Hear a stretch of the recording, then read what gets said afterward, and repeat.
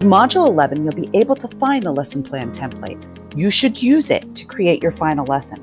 This lesson is based on the results of your IRI. So if you found that a child had issues with comprehension, this would be a lesson based on comprehension. It is to support the learner, but to teach it to the entire class. The first thing that we're going to want to do is we're going to make a title for our lesson. This lesson could be about anything that you feel would support the learner. And you want to think about what would be the central focus of the lesson. What's important to understand? What are the core concepts? And what do you want students to develop within the lesson? You also want to include the state standards addressed. This should include the numbers associated with the standard, and it should include the standard itself. Please do not include more than 3 standards, otherwise you will lack focus for your lesson. You want to also include in your lesson objective and language demands the actual objective of the lesson. What do you want the students to know and be able to do by the end of the lesson? And don't forget that you need to use measurable words with this so that you can measure the outcome. The other thing you want to include is language demands, so that you can show what the children will need to be able to do and what skills and understanding they will have related to the lesson. You also need to include key vocabulary, words you will be using over and over again within the lesson that the children need to understand. In resources and materials, you want to think about what you're going to be presenting the children with, what books or handouts or digital resources you will be bringing with them. What materials will you need? Worksheets or pencils or art supplies. Sources should be listed here. So if you're using something that's based on a lesson plan someone else did, you will include it here.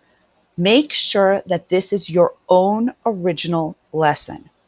If you're using elements from someone else's lesson, that's fine. Cite them here, but make sure this is an original lesson based on the learner and based on the results of the IRI. Prior academic learning and prerequisite skills. What do they need to do in order to be successful in this lesson? So if you were going to have something like peer group work, at this point you might want to stress children should be able to work comfortably in groups of 2s. Misconceptions. If I'm teaching a lesson about bees, a common misconception might be that bees are scary things that do no good for the environment, and the only thing they do is sting children. That might be something we want to discuss during this lesson. Now here we get to the real heart of the matter, lesson plan details. And we're going to start to discuss how we're going to actually teach this lesson. What's important to keep in mind is anyone should be able to walk into your classroom holding this lesson plan and be able to teach it. So make sure you're detailed. You'll be able to see that it's broken up into 2 sections, what the teachers will do and what the students will do. So in each area, you want to discuss what you'll be doing and what the students will be doing. So here we have the beginning of the lesson. We want to start talking about how will we get them interested? How will we get them curious about what we're going to teach them? And how will we activate and build on prior knowledge that are related to the topic? So we want to set a purpose. We want students to know why today's lesson is important to them. And it doesn't have to be just you talking. Students should be involved as well. The next area is introducing new content skills. How will you introduce what you're going to be doing to the lesson? And this also can be interactive, or it can simply be you stating it. The next is guided practice. How will you support them as learners? This does not mean that you have to lecture them at this point. This just means that teachers are more involved in this section of the lesson than they are in other parts. Now you can see here we have a formative assessment. This is just a basic formative assessment. We're going to go into further detail about this exact assessment later on during this lesson plan template. But at this point, you want to talk about how will you be monitoring and looking for understanding during this activity. So if you have children involved in a small group work, will you be walking around and help guide the questioning? Will you be making sure that children are staying on topic?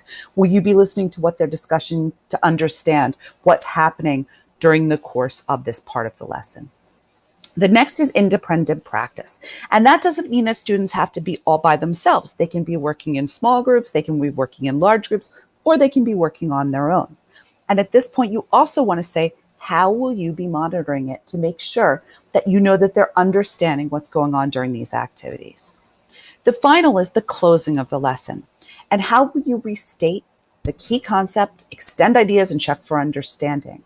And how will you have children reflect on what they've learned? At this point, you also discuss briefly your formative assessment. How will you be able to tell that they learned and met the objective of the lesson? We've also included an extension area. Since this was taking place over one lesson, how would you extend the lesson if time permits? And what activities could support the learners as they go on with the objective of this lesson? This section has accommodation and differentiation. So, how will you support students with special needs or IEPs? You may not have them in the classroom, but in this section, you need to say how you would support them. Same with English language learners. What would you do to support students whose first language is not English? This is the lesson rationale section. This should be a reflection on what you learned about your child during the IRI that made you think this lesson would be effective. This is the part where you also bring in the readings and you make sure that you cite in this location. Bring in the readings, talk about why you think this would be best practice and how the results of the IRI really led you to think that this would be an appropriate lesson for your students. Now here, as we had discussed, is where you're going to go into detail about your assessment just a little bit more so we understand what you're doing. You're talking about assessment strategies. You're talking about your lesson goals. How does it align? How do you know that they understand it? And how will you provide feedback? The first should be the formative assessment. The second assessment strategy will be your summative assessment. How did that align with the lesson goals? How do you know whether they understood it? And how will you give them feedback? At the bottom, we see a glossary that gives you lots of information in case you have any questions.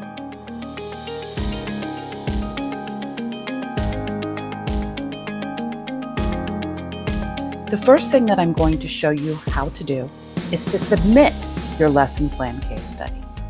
When you scroll to the assessment section of Module 11, you're going to see Module 11 Chalk and Wire Lesson Plan Case Study. If you are a matriculated student, which means that you're receiving credit for this class, you're going to click it. This is a different way to submit than you're used to, but it is a way to submit your final. You're going to scroll down to the bottom and you're going to see Load Module 11 Chalk and Wire Lesson Plan Case Study in a new window, and you're going to give it a click. This doesn't work in my window because I am not a matriculated student, but this is where your submission will be used.